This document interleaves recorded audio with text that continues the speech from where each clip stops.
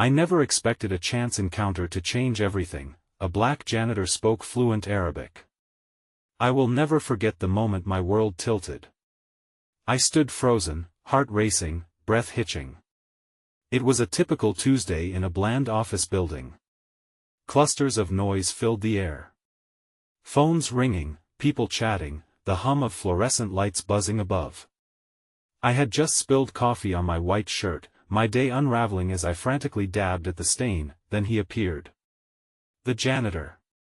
An unexpected figure, a flash of warmth amidst the sterile white walls. He greeted me with a soft smile, his dark skin glowing against the cold environment. His hands were calloused but gentle as he swept the floor. I watched as he paused, tilting his head slightly. Then came the sound, flowing smoothly like water Arabic. I blinked, my heart stopped. How could this be? The air shifted. I was suddenly aware of the world around me, the vibrancy of life pulsating. I had always thought of Arabic as an echo from distant lands, intertwined with tales of magic and ancient cultures. Yet here it was, spoken by this man, in the heartbeat of my mundane office life. I should have been embarrassed, caught staring. But I was mesmerized. "Masalama," he said, nodding towards the door, and my heart just about broke. The way he spoke was imbued with pride, each syllable dancing through the air like a secret melody. I imagined his stories, woven together with the threads of a life I could never truly fathom. Where did he learn? What path had brought him here, mopping floors beneath buzzing lights that didn't seem to notice him? I couldn't help it. "You speak Arabic?"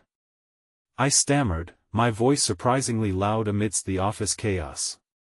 He turned to face me, surprise flickering in his eyes. I saw the hesitation. Who was I to interrupt his world? But I pressed on, curiosity bubbling. He nodded slowly, his expression shifting to one of cautious amusement. "Why yes, I do. Little known fact, huh?" He chuckled, revealing an easy rhythm of laughter. But it didn't end there. As he spoke, I hung on to his every word. I felt the walls around us shrink, the office fading into a distant hum. This was different, exciting, somehow. He mentioned his family, and I got the sense of warmth wrapped in pride. "I had to learn to communicate with my grandmother," he replied, eyes shining with nostalgia. "She never spoke English." My chest tightened. Regret flooded me. I thought about my own missed connections, the stories waiting on my tongue yet never shared, and then, just as the moment felt expansive, weightless, it collapsed. A shocking sound broke through the shrill ringing of a phone in someone's cubicle, snapping me back to reality. I blinked, disoriented. He turned away, resuming his duties, brushing dust from his hands, the moment evaporating like steam. That was when it hit me, a feeling deeper than mere curiosity. There was something untold swirling in the air between us, an unnameable mystery that clung to my skin. I suddenly wondered who this man really was and how many lives hid in the dark corners, waiting for a whisper of recognition, and then it all fell apart. Another sound, louder this time, made the air thick with tension. I strained to listen. An argument somewhere, voices climbing like thunder. I searched for the janitor, my gut churning, only to see him momentarily still, his eyes darting toward the source. In that instant, I realized, my small world had just collided with something vast and unknown. It scared me. The air turned thick, laden with secrets. I had to know more about him. I had to understand the story behind that gentle smile and the language that flowed from his lips, but just as I opened my mouth to say something, he turned and walked away, leaving me with unanswered questions, trembling hands, and a heart that ached with urgency. Hey, before we continue with this amazing story, I need to give you an important heads up. Many subscribers have reported that YouTube unsubscribed them without warning. Take a quick second to check the red button below to make sure you're still subscribed to the channel. I'd hate for you to miss any of the exclusive content coming soon. And while you're there, smash that like button, it really helps me out with the algorithm. Oh, and tell me in the comments, which city are you watching from? I love getting to know every amazing person who's part of this community. Your participation makes all the difference, let's connect. The days that followed felt like a tapestry unraveling slowly, thread by thread. Each morning, the stark office walls welcomed me back, and I found myself searching for him, hoping for a flicker of that connection, that moment suspended in time where I felt alive, suspended between his stories and the quagmire of my own mundane existence. But the janitor was often a fleeting shadow, a figure who appeared clutching a mop or a trash bag, only to vanish before I could bridge the gap. My heart sank each day, weighted by the unshakable knowledge that I might have missed my chance, the elusive spark of a conversation I couldn't let go of. His voice echoed in my mind, the melodic lilt of Arabic mingling with my unspoken thoughts. It became a strange mantra, one I repeated to myself as I went about my daily tasks, trying to fill the void left by the magic of that day. I was living off a taste of something I couldn't fully grasp, something so fundamentally different from my own existence. One Thursday morning, as a cloud of gray rain hung low in the sky, I spotted him. He stood by the water cooler, wringing out a cloth as droplets spun like tiny jewels. My heart jumped at the sight. I hesitated, my confidence fraying like the edges of the conversation that had sparked between us. But uncertainty fueled a need too strong to ignore. "Can I ask you something?" I blurted out. His head turned, surprise written across his face. It was a terrifying mix of hope and vulnerability as I approached, earnest desire fighting against the mundane office gossip surrounding us. "Sure," he replied, a cautious smile lifting the corners of his mouth. "Why did you learn Arabic?" I asked, surprised by the steadiness in my voice. My fingers fidgeted with the hem of my blouse, as if I needed a physical anchor to curb my rising anxiety. That he shifted slightly, leaning casually against the wall. "Family," he answered simply, but the word hung heavy in the air. My grandmother was my whole world. She raised me in a small neighborhood, where her stories came to life alongside fragrant meals. Blood and dusk alike were rich with words in our home. I felt an overwhelming surge of empathy for him, but with it, a nagging sense of despair for my own inability to share stories I had never spoken out loud. "Did she teach you to love your culture?" I asked. "Absolutely. It's a part of who I am." He paused, the air thickened with nostalgia. "Language connects us. It's how we remember. Even when we're far apart." His eyes grew distant as if he were drifting into a memory, one I couldn't quite reach. The moment weighed on me like a pendulum swinging dangerously close to a revelation. The office faded around us, and I suddenly saw the care behind his smile, the gentleness of his spirit wrapped within all those unseen burdens. But just as hope ignited like a candle in the dark, the chaos of the office invaded our bubble.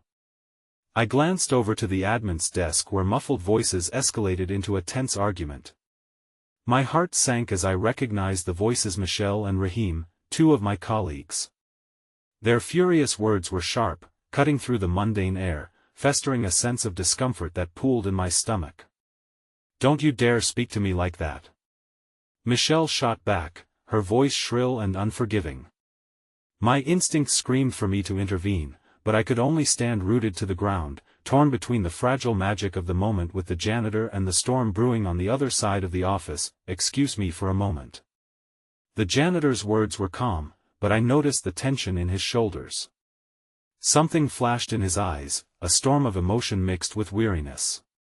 He turned and strode towards the conflict with purpose, and I felt a rush of fear. What would he say? Would they listen? What if it only deepened the turmoil? I followed, feeling the pulsating energy in the room shift. The argument escalated, words like bullets, each fighting for validation and power. As I approached, I caught snippets of their harsh exchange, something about cultural boundaries, identity, and intolerance igniting the air like gasoline on flame. The janitor called out, his voice cutting through the chaos with authority. "Enough." I froze. It was a single word, yet it resonated with unyielding strength, silencing the tumultuous air. "Let's find kindness in who we are, not anchor ourselves in division." How could one brave voice disrupt a tide of animosity? I watched as they shifted, the anger flickering like a candle caught in a draft.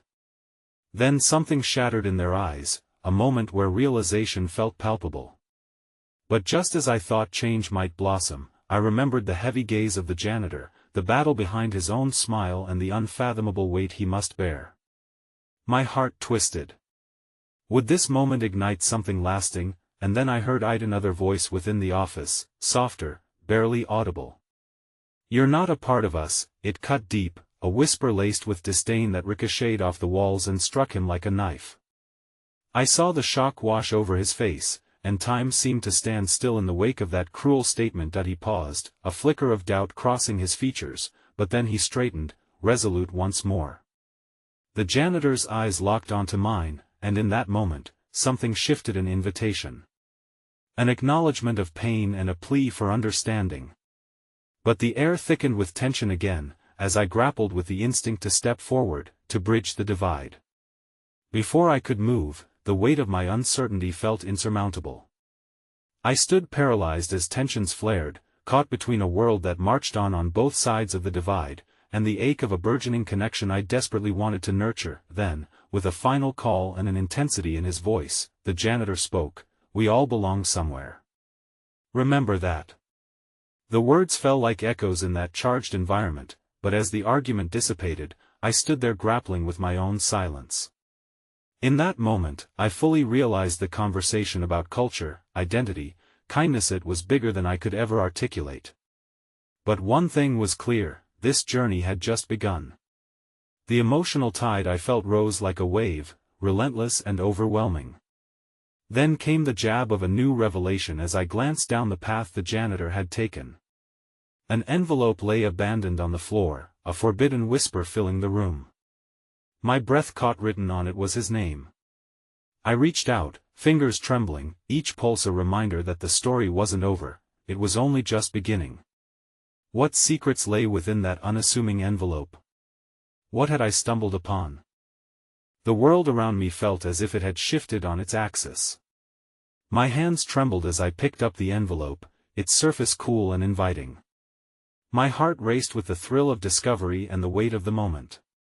I'd glimpsed so deeply into his world yet felt utterly distant from it, a chasm separating us, filled with stories we hadn't shared and emotions we hadn't fully acknowledged. Just then, the office began to return to its routine. Colleagues resumed their tasks as if nothing had happened, the earlier chaos receding like a distant thunderstorm. I glanced up to find the janitor moving toward the exit, his silhouette framed against the fluorescent lights like a figure caught in a painting, a bittersweet reminder of the connection that momentarily illuminated the mundane, but I couldn't let it end like this.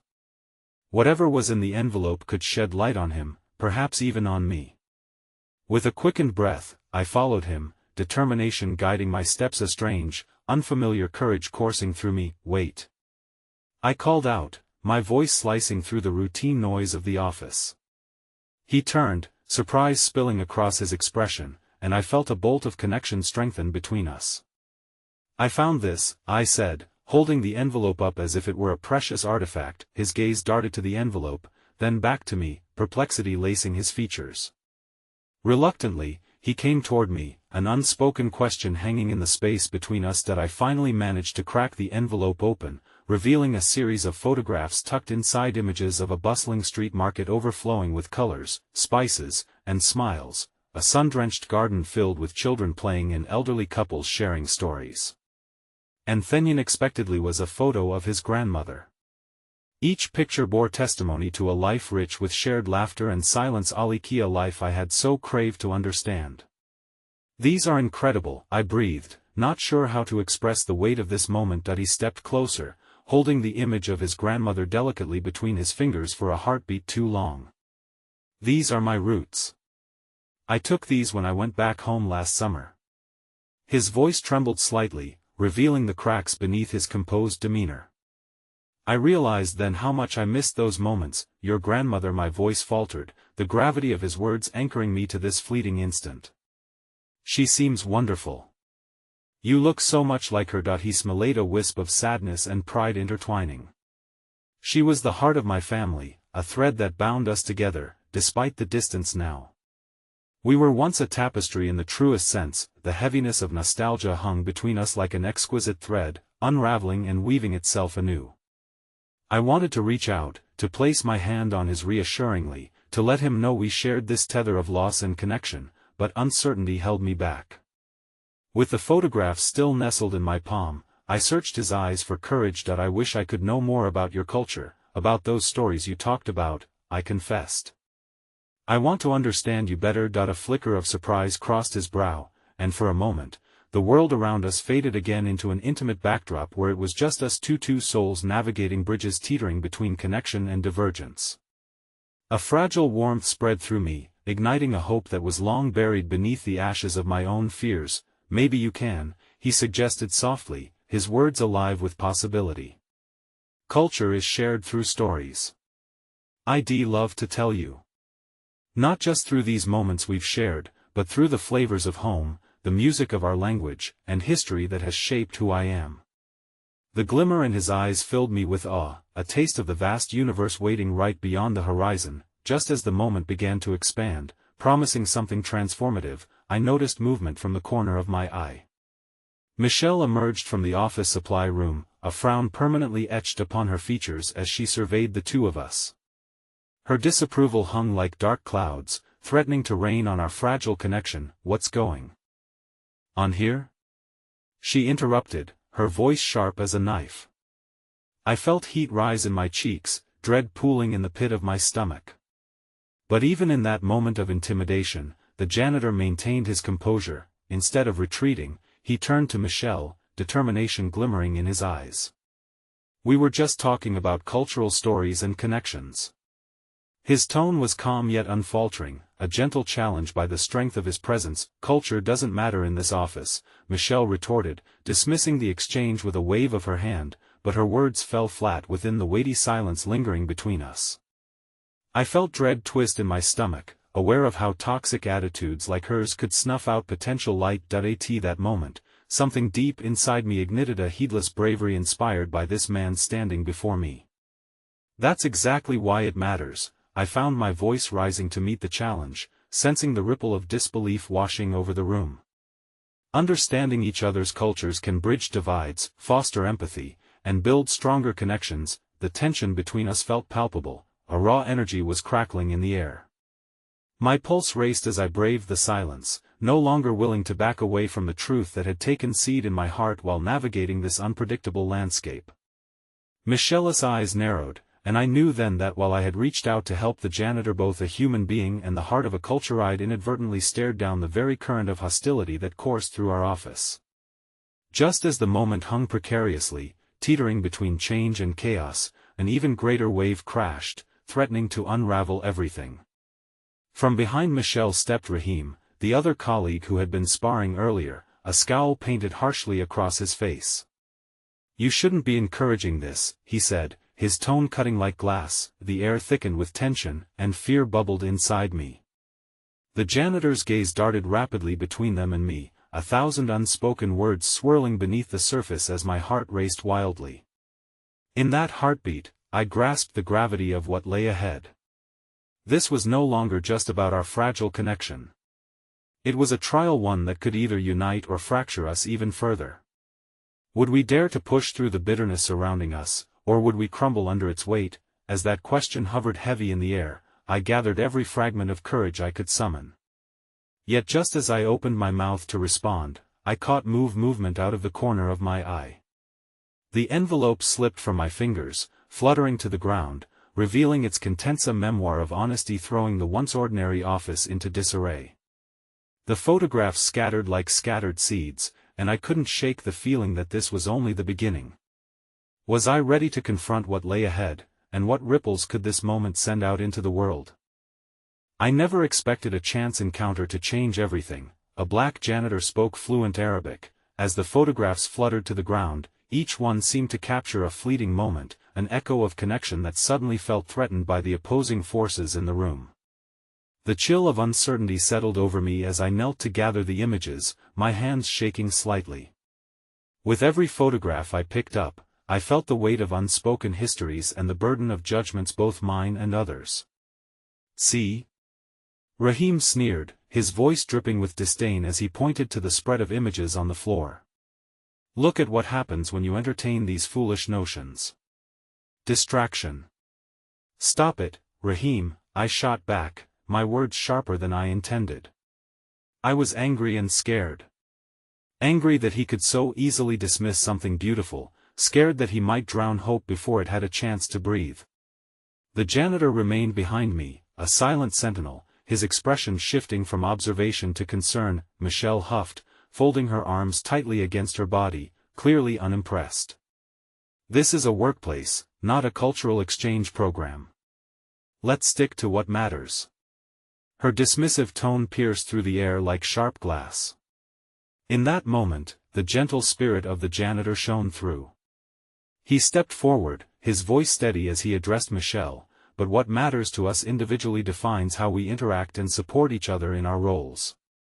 If we can't even begin to understand each other's stories, how can we work effectively as a team?" His words unfurled, hanging potent in the air, shifting the dynamics that had curdled between us, time warped under the weight of the encounter. My heart raced not just for the moment but for the potential. If we could stand together in this, maybe we could find a way to bridge the rift. But just as I began to feel the stirrings of hope, my thoughts spiraled into despair as I caught Raheem glance back at Michelle, a conspiratorial look crossing their faces. "Think about it," Raheem said, leaning closer to Michelle as if I were out of their hearing range. "If we entertain this nonsense, we might invite a wave of chaos into the office." The implication that our connection was chaos shrouded the room in shadows, yet the janitor held firm, unyielding despite their disdain. "Isn't diversity what makes us stronger? Isn't the richness of our differences worth fighting for? Can't awareness foster understanding?" His steady gaze turned to me, a flicker of encouragement lighting up his expression. It grounded me, reminding me why I had fought for this moment in the first place. The stirrings in my heart urged me to add my voice, but uncertainty clawed at me. Did I dare align myself so openly with him against the current of negativity? But perhaps that was the point. Perhaps I had to let myself be vulnerable to forge this path together. I took a deep breath, feeling my pulse quicken as the room seemed to hold its breath, waiting for my response. "That I think we all deserve to have our stories heard," I said, feeling the tremor in my voice betray the knot in my stomach. "Every person here brings value, and those values are shaped by experiences we can't just dismiss." Michelle's scoff felt like a slap, but I pressed onward. "We can't learn and grow without acknowledging the people around us. For too long, many of us have written off others' experiences instead of embracing them. That's what will lead to chaos, not these connections." The tension remained thick, but as I glanced toward the janitor, I saw him nod slightly, a silent affirmation that our words mattered. Just then, the office door swung open, and a woman dressed in vibrant hues stepped in, carrying boxes of office supplies. The brightness radiating from her seemed a stark contrast to the darkness swirling in the room. "Oh, I hope I'm not interrupting," she chirped, glancing at the faces that wore a range of emotions, from incredulity to suspicion. But her cheerful disposition cut through the heaviness, offering an unexpected sliver of light. Claudia. I just joined the team and was told I needed to help out wherever I could." She caught sight of the photographs scattered on the floor and bent down to help gather them. "What beautiful images! Are these from a family trip?" she asked, her voice laced with genuine interest. The janitor smiled softly, the warmth of his smile melting some of the icy walls around us. "Yes, they represent a part of my culture," he replied, his tone lighter. "I'd like to share their stories with anyone who wants to listen." Claudia brightened, her eyes sparkling with curiosity. "I'd love that. I believe every story adds pieces to who we are." "It sounds fascinating." Her enthusiasm enveloped the room, and I felt the atmosphere shift, the potential to change the tide rising within us. But just then, Michelle's voice cut through the moment like a winter chill. "Oh, please. We don't need another distraction. You're all wasting time." With a newfound resolve, I turned toward Michelle, my heart pounding in my chest. What if we let everyone tell their stories and learn from them? Maybe it would help us work better together than ever. Imagine what that could look like. The uncertainty in the room shattered, replaced by a flicker of daring that had never been there before. The janitor looked at me, and in that gaze, I could see a dawning understanding blossoming, one that hinted at something far greater than this moment. But just as I thought we were gaining ground, a sharp beeping echoed through the office, the fire alarm. A shrill sound filled every corner, drowning out voices and leaving panic in its wake. A mechanical voice echoed through the building, urging everyone to evacuate. The very walls of our fragile connections trembled as chaos erupted, and suddenly, the ordinary became dangerous. In that moment, as I stumbled toward the exit alongside the janitor and others, I felt the chasm between us widen with each step. Would we emerge from this chaos more connected? Or would the fire of misunderstanding consume everything we had just begun to build? As I cast one final glance over my shoulder, I caught sight of Raheem and Michelle, their expressions locked in defiance, even as the alarm's screeching intensified. A shiver ran down my spine. This wasn't just an evacuation, it felt like the storm before a reckoning. The acrid smell of smoke began to filter into the hallway, mingling with the chaos of panicked voices and rushing feet. My heart raced, each beat echoing the uncertainty that clouded my mind. The fire alarm's incessant wail tugged at the fraying edges of my patience, forcing me forward with an urgency that felt almost primal. Yet beneath that urgency lay a thread of connection I clung to, one that I'd just begun to weave with the janitor and, through him, with the larger world over here. He called, gesturing for us to follow him toward a staircase. The flickering lights overhead cast eerie shadows, and the once familiar office loomed around us, transformed into a maze of confusion and fear. As we tumbled into the stairwell, the air thickened with heat. It felt surreal, as if we had been thrust into a different reality where the bonds we had started forming were now subject to the threat of being severed. I glanced over my shoulder, catching a glimpse of Claudia, whose expression was one of resolve rather than fear. Encouraged by her spirit, I felt the urge to reach out to the others around me. Let's stick together, I shouted, aiming to consolidate our strength. The janitor nodded, his gaze steadying the crowd. But then I noticed that Raheem and Michelle lingered behind, the shadows curling around their faces, deepening the lines of resentment that had surfaced earlier. An unexpected sadness washed over me. How could they be so unwilling to embrace the light of connection? Was it the fear of vulnerability that gripped them? Why are you waiting? I called to them, my voice strained against the alarm. We have to go. They exchanged a wary glance before Raheem sneered back. Who said I'd trust anyone after this mess? He crossed his arms defiantly, stubbornness etched in every line of his body. The janitor took a step forward, his calm demeanor a stark contrast to Raheem's hostility. We are all in this together, Raheem. In moments of crisis, that truth becomes even more important. As if to punctuate his words, a loud crash echoed from above, sending shards of plaster tumbling down the staircase. Claudia yelped, and instinctively, I turned to shield her. Just go. Michelle finally shouted, her voice breaking through the din, revealing a flicker of fear beneath her bravado.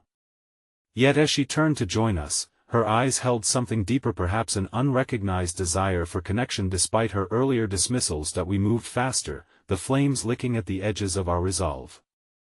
As we descended, a flicker of memory flashed through my mind, the photographs strewn across the floor, each one a testament to connection.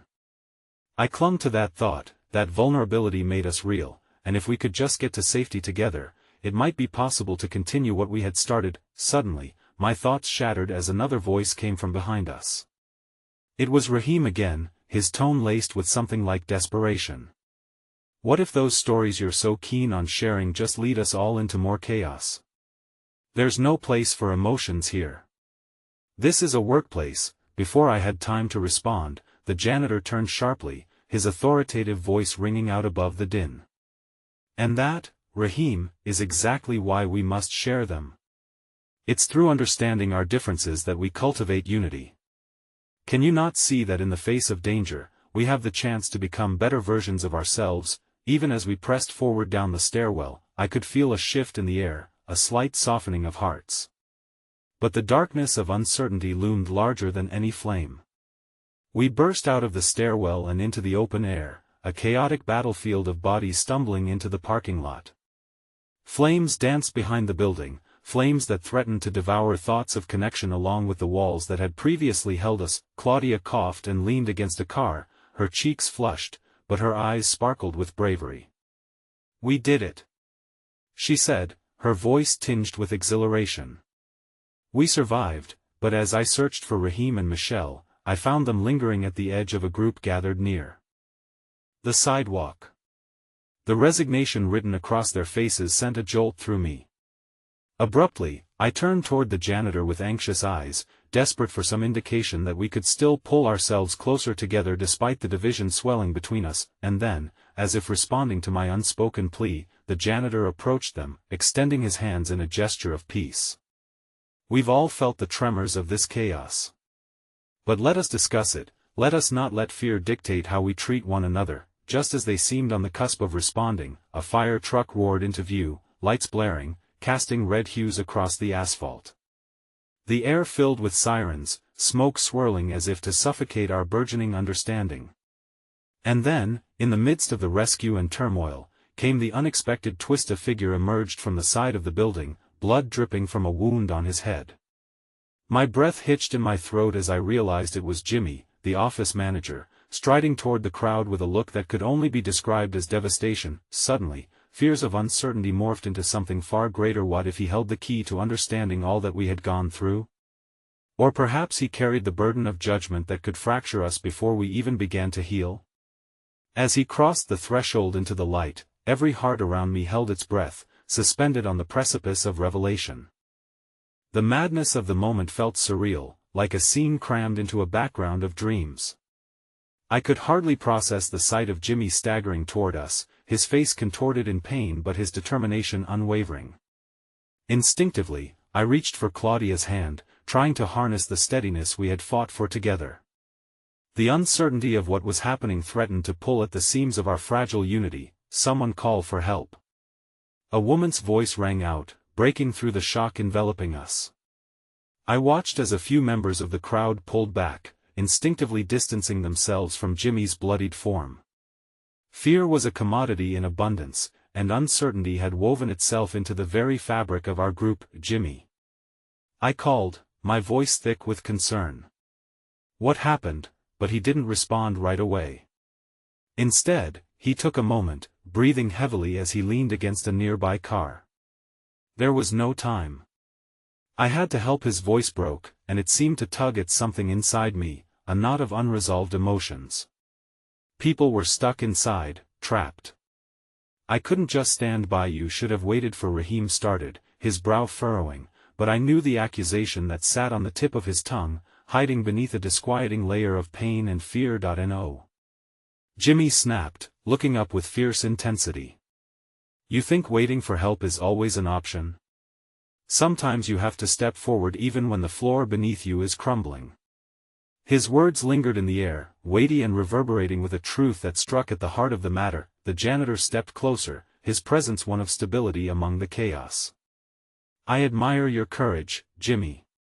But we need to focus on healing, no one bringing people together, not breaking down further. As the sirens grew louder, bringing with them a flurry of first responders and flashing lights, the crowd began to shift.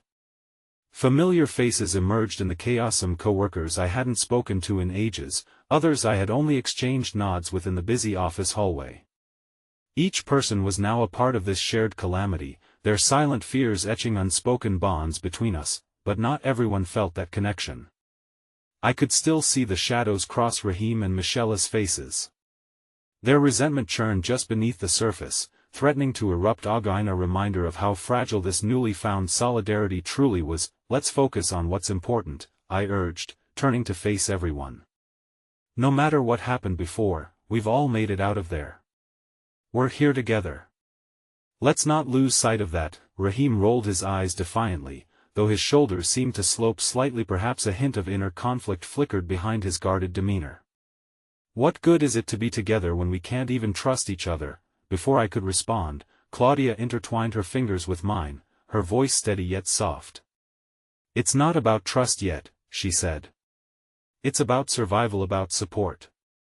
Maybe we can't change feelings overnight, but we can start small. I felt the warmth of her support radiate through the tension-filled air, and for a moment, it felt possible that we could find our way back to one another.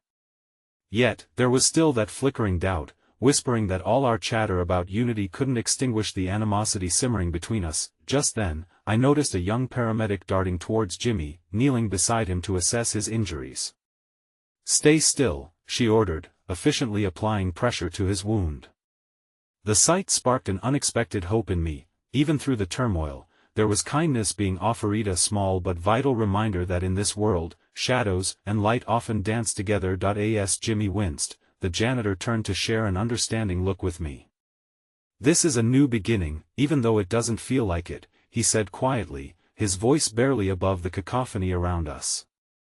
"There's always a risk in moments like this, but if we lean into our shared pain, we can find healing." Suddenly, a shout rang from the crowd. "Look!" A voice cut through the air, pulling everyone's gaze to a distant part of the parking lot, through the smoke and chaos. A second figure emerged, a woman, with familiar dark curls and a face I recognized but had hardly seen in the past months. It was Tara, the HR representative. She was limp in the arms of a firefighter, blood soaking through her shirt. My breath caught, and 1,000 questions teetered on the edge of my consciousness. How had she ended up in there? Was she all right? Fear surged like wildfire in my chest, spreading through the group as whispers rippled amongst us. The unity we had just begun to forge felt tenuous, cracking under the weight of unexpected tragedy. My heart raced as I stood rooted to the spot, the world around me blurred, and all I could think of was every precious moment wasted over petty disagreements and barriers we had built. As the paramedics rushed to Tara, the shadows of our pasts loomed ever larger, clenching around our hearts like tendrils of smoke. With each breath I took, I could feel our future hanging in the balance, balanced on the precipice of understanding versus division, and then it hit me, the harsh reality of our wounds, both visible and hidden, stood ready to tear us apart or bind us together, but it was up to us to make the choice in the moments that followed. It was a realization that crushed me under its weight, leaving only the chilling promise that true connection often requires far more than just escaping physical danger. What lay ahead would be a journey littered with uncertainty, but one thing was clear: the choices we made now could either heal us or bring us irrevocably closer to ruin. Sitting there amid the confusion, my limbs felt heavy, burdened by the weight of the unfolding chaos. Tara's presence during this nightmare struck me like a bolt of lightning, illuminating the darkest corners of my mind. Grief, anger, and resentment clamored for attention as I stood shoulder to shoulder with people whose lives had intersected with mine in ways I had never truly acknowledged. The frantic energy around me amplified as the paramedics worked tirelessly on Tara, their calls for assistance cutting through the tension. "We need more lights," one of them shouted. I noticed their faces, intense and focused, reflecting the determination to save a life. A flicker of hope ignited within me, reminding me that amid despair, moments of human resilience shone brightly. I turned to Claudia, whose eyes were wide with fear, mirroring the storm within. "What if she doesn't make it?" I dared to whisper, the thought curling in my mind like smoke. It was a question that hung heavy in the air, potent with implications not just for Tara, but also for us, a lingering reminder that our fragile ties could be severed any moment without warning. "Let's not think like that," she replied, squeezing my hand, her voice imbued with softness against the harshness of my thoughts. "She's fighting. We all are."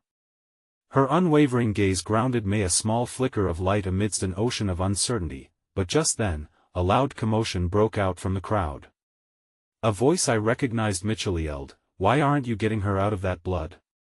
She needs help." Her panic surged like a wave, crashing against the collective resolve of our group. The fear in her voice reverberated in my bones, and I felt the tension rise like a tide threatening to drown us all. Raheem stepped forward, his frustration mounting. "She's trying her best. This is chaos, not a time for blame." He looked strained, as though the pressure to hold on to his composure was fraying at the seams. A part of me felt for both him and Michelle, two souls battling their own demons while standing at the edge of a shared abyss. But in that moment, all I saw was the fracture growing deeper, the unity we had briefly found seemed a memory fading like smoke. Stop. I urged them, my voice more forceful than I intended. None of this helps right now. We need to support each other, not tear one another apart. As my own words echoed back at me, I could feel my heart racing with the need for connection to bridge the gaps we had let widen. The janitor, who had been watching quietly, suddenly moved toward Michelle, his demeanor calming as he approached. "Miss, let me take a look at you," he said gently, his tone steady against the fervor of the moment. "You've clearly been through a lot." His kindness seemed unexpected, cutting through the noise as he guided her away from the crowd.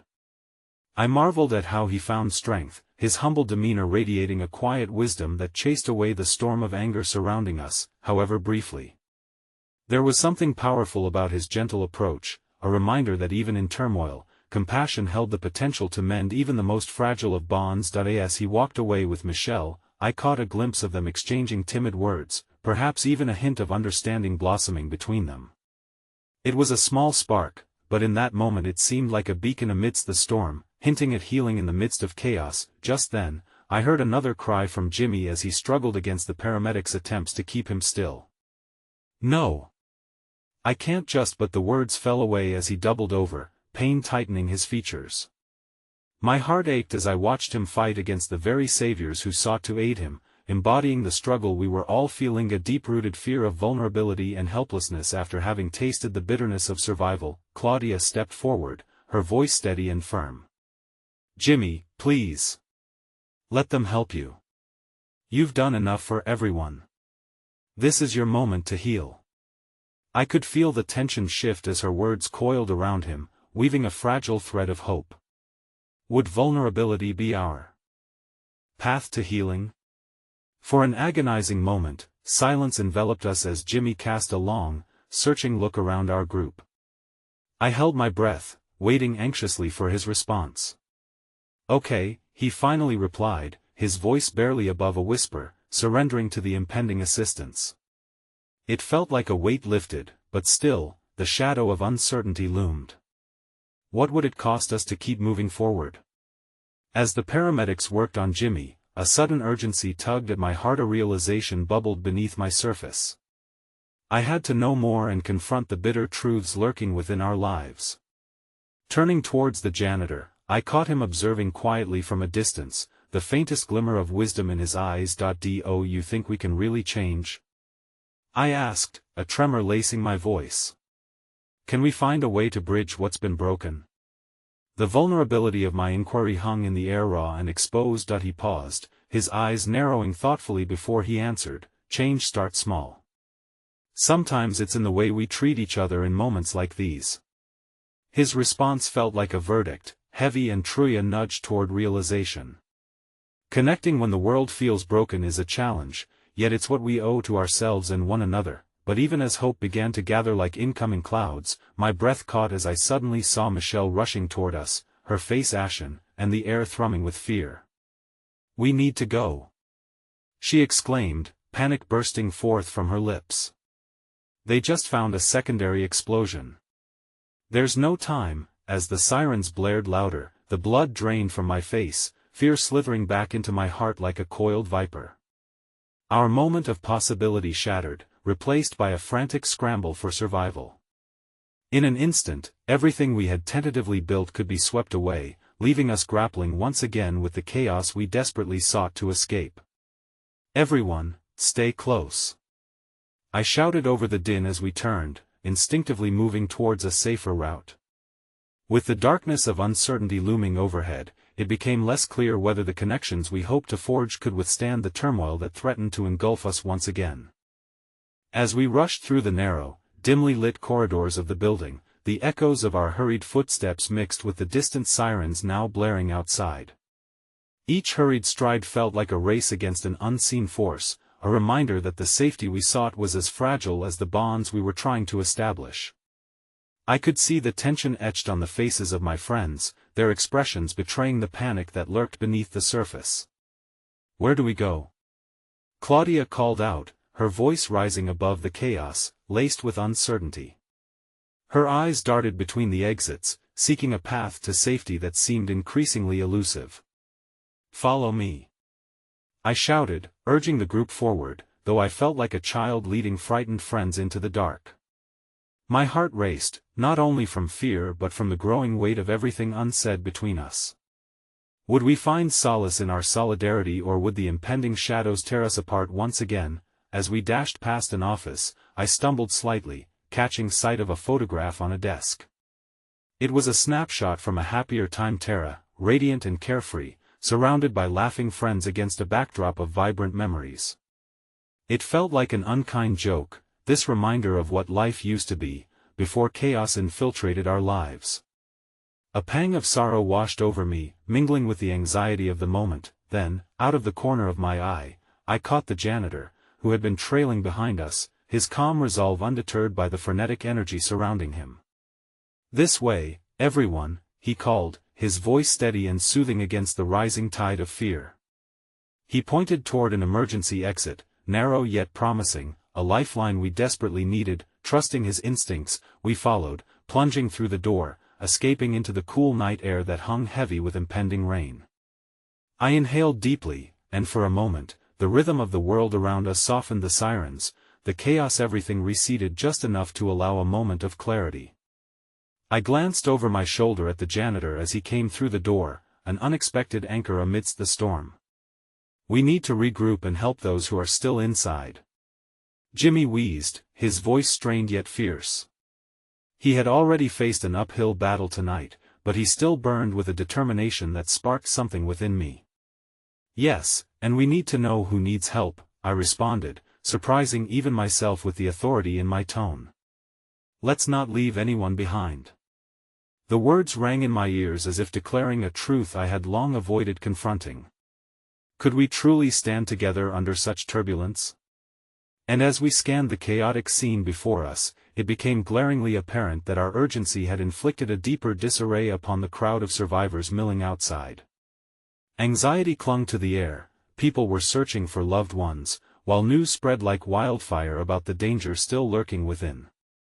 In the thrilling panic, Michelle found me, her eyes wide with fear. "They said another building might be affected. We have to get everyone to safety." "Tara, what about Tara?" My stomach knotted at the thought of leaving her behind, the image of her fighting for her life reeling through my mind. I remembered her laughter, the warmth of our friendship. "We can't abandon her." But as I spoke, a gust of wind howled through the night, and a sudden realization struck me. I turned to the janitor again, whose expression remained steady. "You've been here longer than anyone. If anyone knows another way in ways we haven't considered, it's you." He met my gaze, and something shifted within the depths of his eyes, as if he were measuring the weight of my request against the gravity of the situation. "I know the back entrance through the maintenance hallway," he said lowly, his voice calm amidst the tempest. "But it's dangerous, the smoke could overwhelm you if you're not careful." "Please," I urged, desperation creeping into my tone. "We can't lose anyone else. Tara needs us." The janitor nodded, a resolve forming above the uncertainty. "This way. Stick together, and don't forget to breathe." Hope simmered beneath the surface as we followed him, a ragtag band cut from the same cloth of grief and courage. Light flickered in the distance, illuminating shards of what lay inside the darkness. The connection we had formed amidst the crisis ignited something in me, a flicker of resilience that I hadn't known existed before. Tonight. As we pressed on, the horror of the situation felt almost palpable, as if it were a living entity breathing down our necks. I couldn't help but think of the conversations left unspoken. So much we had kept bottled up, fears, regrets, emotions lurking just beneath the surface like the building smoke that threatened to suffocate us. And then, as we crept silently down the hallway toward the maintenance door, a sudden crash jolted the air. My heart plummeted as I turned to see several people emerge from the building in a frantic rush, and with them was a figure I hadn't expected to see, Tara's brother, Mark, his face a mask of panic and desperation. "Where's Tara?" he shouted, his voice quaking with emotion. My throat tightened, realizing how little time we had left to find her. He locked eyes with me, and in that exchange was a profound understanding, a shared fear layering itself over the chaos around us. "We're going back for her," I said, my voice steadier than I felt. But even as I spoke those words, I sensed the magnitude of the decision we were making. Would we have the courage to face the abyss again? In that moment, an overwhelming sense of dread flooded me as I realized we had not only to confront the raging flames waiting inside but also the heart-wrenching truth that maybe, just maybe, some connections might not survive tonight's chaos. I felt the ground beneath my feet tremble, a sure sign of the impending danger, and as I turned once more towards the janitor, I saw a poignant truth in his gaze, one of inevitability and the bittersweet nature of survival. "No," a voice echoed from behind us, and I caught a frantic glimpse of Michelle's face twisting in anguish. "We can't go back. We'll lose you all." The fear clashed with the very essence of hope, and as I held fast to my convictions, the decision loomed heavy in the air, our lives hanging in the balance, and the weight of what we might lose threatening to unravel everything we had fought to preserve. The metallic scent of fear prickled at my senses as the air thickened with tension. I could feel every heartbeat echoing in my ears, alongside the haunting sirens weaving through the night like a dissonant symphony. The flickering lights cast shadows that danced ominously around us, each flicker an invitation to unease. Mark's eyes searched mine, his desperation palpable. "We can't leave her," he breathed, raw anguish pouring from his voice. I glanced at the group: Claudia, Jimmy, Michelle, and the janitor, each of them caught in the grip of this moment, their souls laid bare against the uncertainty that stretched before us. "That we have to go back," I repeated, every word feeling like a dagger lodged in my throat. In that instant, doubt crept in like a thief in the night, and the reality of our situation twisted painfully in the pit of my stomach. What if, in seeking Tara, we lost ourselves? But Mark's pleading gaze fueled my resolve. "If you find her, I'll make sure you all get out safely."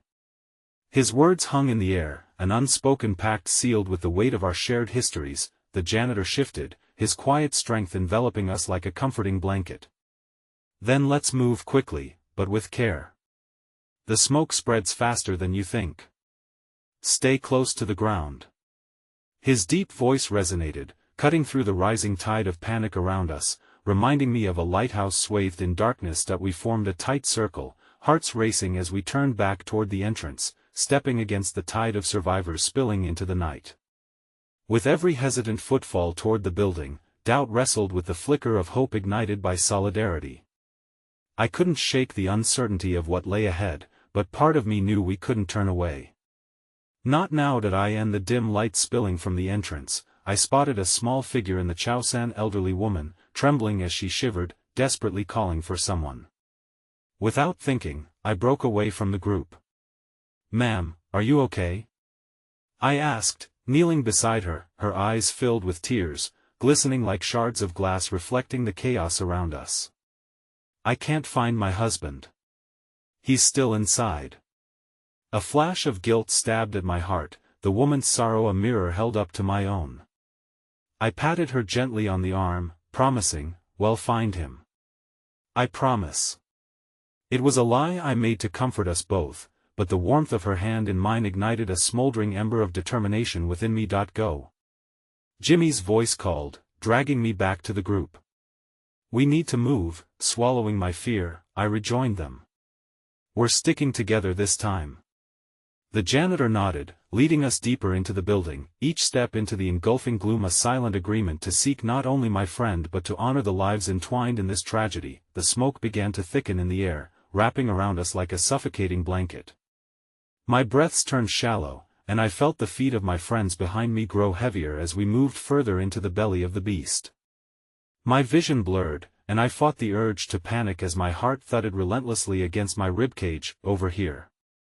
The janitor shouted, his voice cutting through the haze as we took a narrow turn toward a stairwell. I could hear faint cries echoing from somewhere above us, mingled with the cacophony of destruction.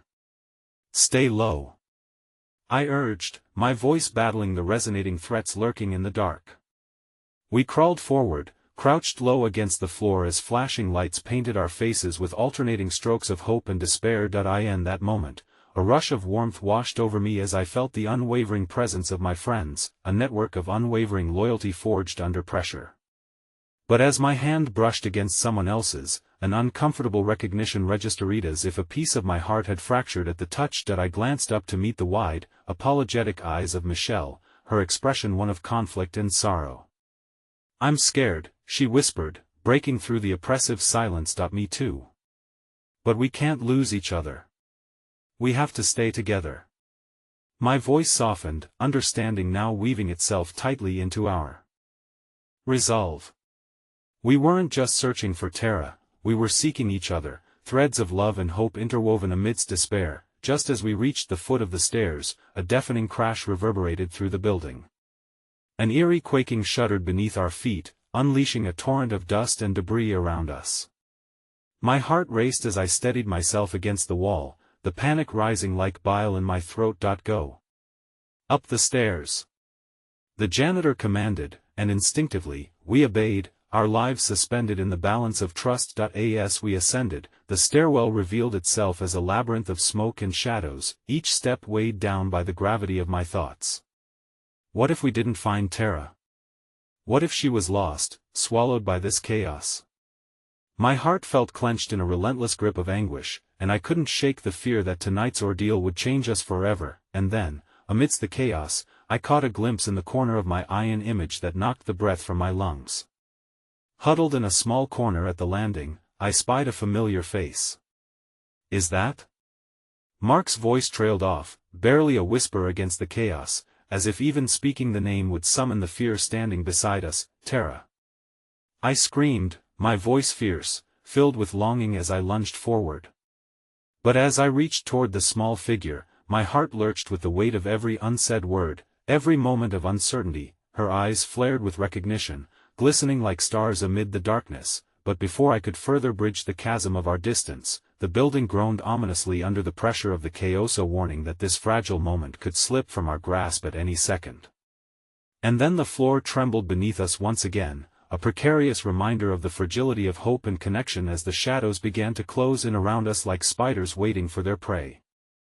The building shuddered violently, and for a brief moment, time itself seemed to pause in an agonizing breath. I could feel the pulse of fear thrumming in my ears, a warning that our shared connection might be ripped asunder at any moment. "Tara!" I called again, my heart racing, desperate to bridge the distance between us. "Hold on, we're coming. Just hold on." With every ounce of courage, I reached toward her, the adrenaline surging through me like fire. The corridor was thick with smoke and uncertainty, but in that instant, nothing else mattered but that momentary flicker of recognition in her eyes. She didn't move, though, and I realized she might be paralyzed by fear, just as I was. Mark moved beside me, determination carved into his features. "We've got you, sis. Just take my hand." He stretched out his arm toward her, and I could see the flickering hope radiating from him, resonating deep within the chaos. But as Tara's gaze shifted from our outstretched hands back to the shadows swirling around her, a pulse of panic shot through me. "We need to hurry." Claudia's voice burst through the thickening air, her tone urgent. It was as if time danced between us, fractured and fragile. I could feel the moments slipping away, like water through our fingers. My heart threatened to shatter. With one last breath, I summoned every ounce of strength. "Tara, please. You have to trust us. We're all here together. Just come." The words tumbled out, raw and unpolished, echoing the desperation boiling within me. In that moment, with shadows inching closer and the ominous tremors threatening to split us apart, I saw her resolve build. Tara finally inched toward the edge of her despair. Our silhouettes merged against the flickering lights, a tapestry woven from the threads of fear, determination, and the immeasurable weight of unspoken conversations buried firm beneath years of silence. And then, she surged forward. With each step, the world around us felt electric. I grasped her hand, warmth flooding my body as if igniting flames of hope within the depths of my being. The moment we touched, the floodgates burst open, memories pouring forth like unspooled ribbons of a forgotten past, binding us together in ways I had long been too afraid to confront. The tremors beneath our feet surged once more, and for a heart-stopping second, I felt as if fate itself held its breath, hovering on the brink of the impossible. But my fingers laced tightly around her hand, and in that moment of unity, the world outside fell silent, the chaos stilled, wrapping us in an exquisite solitude painted in shades of hope. Just as I thought we had made it, claimed our victory against darkness, the floor beneath us cracked, sending shards of panic rippling through our bones. A deafening roar of destruction echoed in the air, and I instinctively pulled Tara toward me with all my strength as the heavens themselves rumbled above. "Move! Now!" the janitor bellowed, his voice a steady anchor against the storm that captured our hearts. We turned, shoving our fears back as adrenaline propelled us toward freedom. Claudia was beside us now, snapping my attention as I hurried closer to the stairwell. "Keep moving. Others need us." But as we sprinted down the steps, I realized that every heartbeat counted. At every landing, we pushed through a haze of tension, past colleagues' familiar faces brought into sharp focus by the fire that was now threatening to consume us. "You need to get out.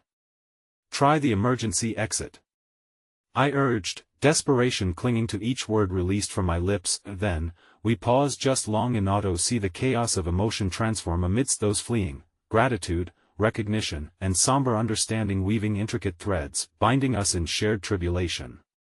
For the first time, the disconnect we felt within ourselves began to give way to something more profound. "Together!" Mark shouted, eyeing each one of us, determination ignited in his eyes. "We can't lose any more people. Not again." It was a moment suspended in time. The floor crackled loudly beneath us, reverberating with each footstep taken toward freedom. Each ounce of hope became the anchor that bound us. The flames curled hungrily at the edges, filling the air with heat that pressed against our skin. My heart raced, driven by the primal instinct to survive. Each pulse echoed our commitment to one another. As I neared the exit, the world erupted behind me, ominous roar of collapsing walls serving as a reminder that freedom was within reach, but only at the cost of everything we had built within our hearts. We spilled into the night, a sea of faces blending under the stars like a constellation of stories waiting to be told. The cool breeze washed over us, a balm for our souls, and slowly, the reality of survival wrapped its arms around us. But before I could fully absorb our escape, a figure stepped forward with urgent panic. Michelle, gasping amidst the crowd. "We need to get everyone together. Make sure no one's left behind." "Where's the janitor?" I cried, panic rising again as I turned to scan the throng of survivors emerging from the chaos. "Look!" Claudia pointed, her voice barely breaking through the rush of air. "He's helping someone." Toward the back of the building, the janitor stood resolutely, his presence unwavering even amidst the chaos erupting around him as he pulled another office worker to safety. Each effort reminded me of the bonds we had yet to forge. I scanned those around him, seeing the anxiety etched into worried expressions, faces that had been strangers but were slowly turning into companions in this sacred dance of survival. Amid the smoke, amidst the chaos, my feet propelled me forward, a single pulse of determination thrumming through my veins. I felt the strength of my co-workers behind me, an unshakable support network built from pain and understanding, providing the very foundation for the hopes we were fanning into existence. We converged near the janitor, our collective breaths intertwined like a song, and suddenly, in that moment of intimacy, I understood what it truly meant to share not just space but hearts. Each grasped hand, each nod, and each whisper of hope formed a tapestry that couldn't be severed by fear. As the shadows fell behind us, and we stumbled together under the stars, I felt the resonant truth of connection flourish from the depths of despair. We all had our battles to fight, our stories to tell, but now we shared a singular experience that transcended our fears, intertwining us like vines growing stronger even through the fiercest storms. Turning back to the janitor, I felt tears brimming with gratitude for the humble hero who had helped unearth this deep reservoir of truth. And as he met my eyes, I knew I had not only found a friend in him but a reflection of all that we could be together. In that moment, I shared a quiet promise, a vow beneath the stars that transcended our individual stories and wove us into becoming something greater than ourselves. As I squeezed his hand gently, he met my gaze with a knowing smile that conveyed everything. We did not merely survive this night. What we were foraging through was the dawn of connection in the most desolate of nights. Collectively, we were rising from foundations forged through trials, with shadows turning to dust beneath the brilliance of newfound unity. With our scars unmasked and our hearts open, we could finally begin to write our future anew. And in my heart, I felt it, brave and tender, like light weaving through the dawn. "We'll tell our stories," I breathed, letting the warmth of those words light the darkest alleys of my soul, the pivotal promise that echoed through the air and wrapped around all of us, binding us together for all that was yet to come. As the first light of dawn broke through the horizon, illuminating the night sky with whispers of gold, I knew no matter how vast the shadows before, dawn would always find us, woven together, ready to embrace the world ahead. Together, we stepped into the light of a brand new day.